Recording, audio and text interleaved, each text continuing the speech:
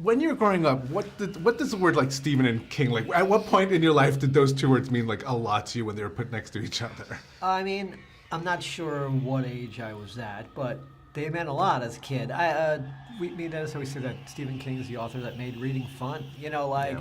You'd be assigned books to read for school, and you'd just be reading words to get to the end of the assigned amount of pages. Not even sure I was like comprehending or absorbing what I was reading, just going, I read the number of pages they told me to read. And then like you get introduced to Stephen King's work, and suddenly reading was like fun, Yeah.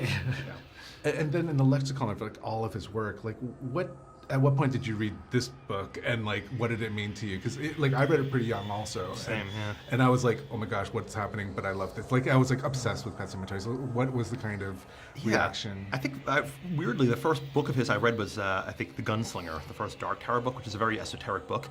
And then I was like, all right, time to get into like the meat of his work, It and Dead Zone and all that type of stuff, and Carrie.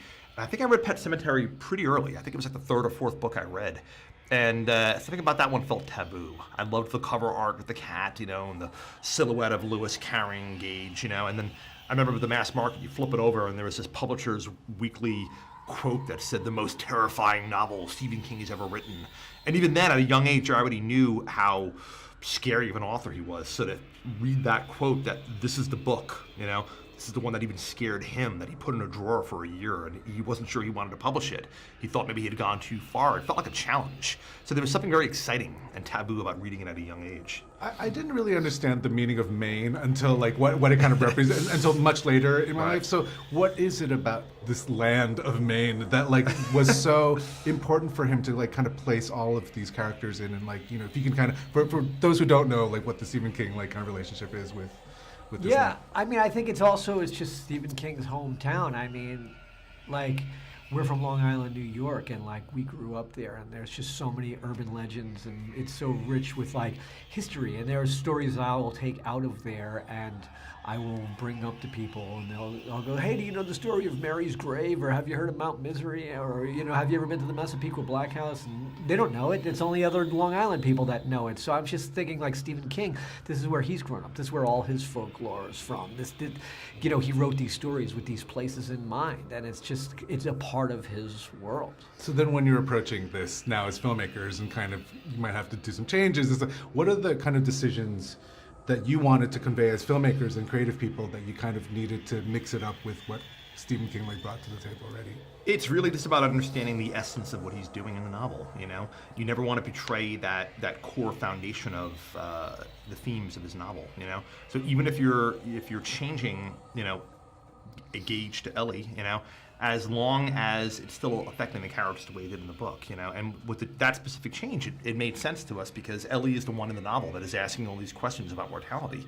So there was something very irresistible about reapproaching those questions again in the later half of the movie, and to get into that dark psychology where you now have an 8-year-old that has the wherewithal and the self-awareness to then understand that she's dead. I mean, that is just so chilling. That's the stuff of like Frankenstein.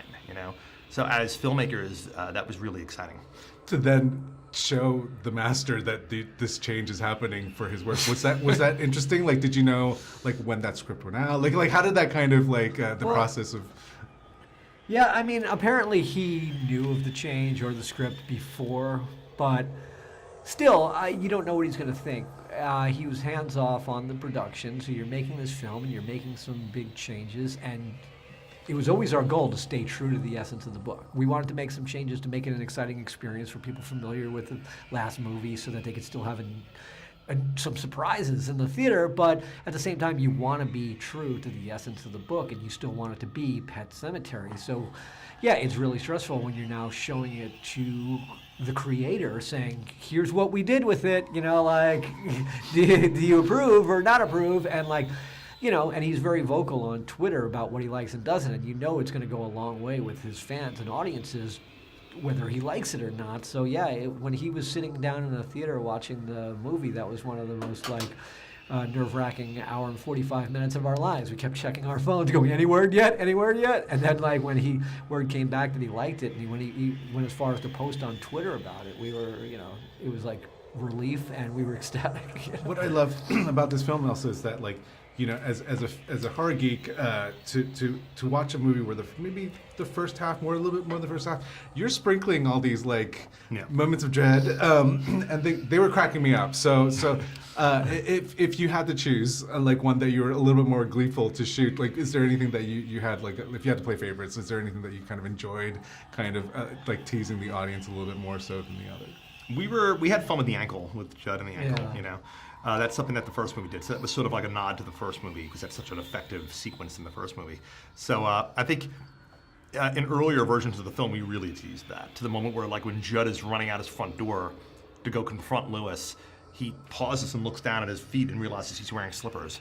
And there's a moment where he almost goes back in to put on shoes, but he keeps the slippers on, and as you know what happened. So it was kind of fun, just kind of gleefully teasing that stuff out and going are we going to do it? Are we not going to do it? And then the way the sequence is set up, you think we're not going to do it, and we do it. So it's that stuff is fun. And also for you, is it a similar Yeah, it's the same thing. It was funny. Yesterday, I watched Peter Bogdanovich's Buster Keaton documentary, and they were talking about how Buster Keaton, what he would always do with his comedy was he would always do the gags where he would let the audience think they were ahead of him, oh, here's what's going to happen, and then they would, and then that would happen, they go, oh, I got it, and then right at the end there would be some one final surprise, and they would say then he would double cross you was what he would do, and that was what was fun about because even though we did want to make our own version of the movie, you still the original exists, and it was a big influence on us growing up. So you have to acknowledge that and be aware of that. So it was fun to have those little nods in there and to play with expectations. I gotta ask about finding your Jete.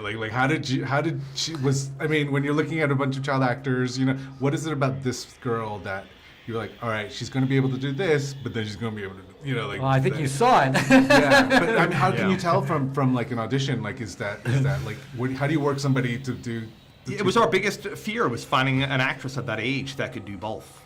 I think the first part's a lot easier is finding a young kid, a young girl that could be precocious and adorable and win and warm your heart over and stuff.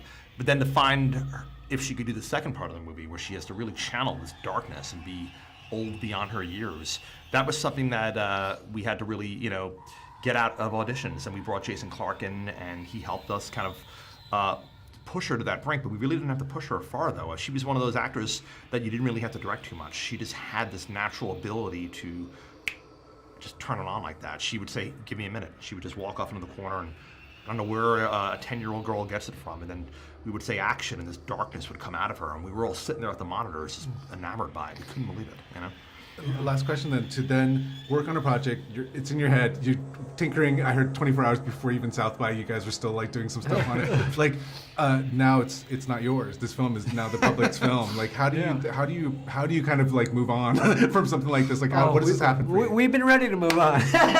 Year and a half.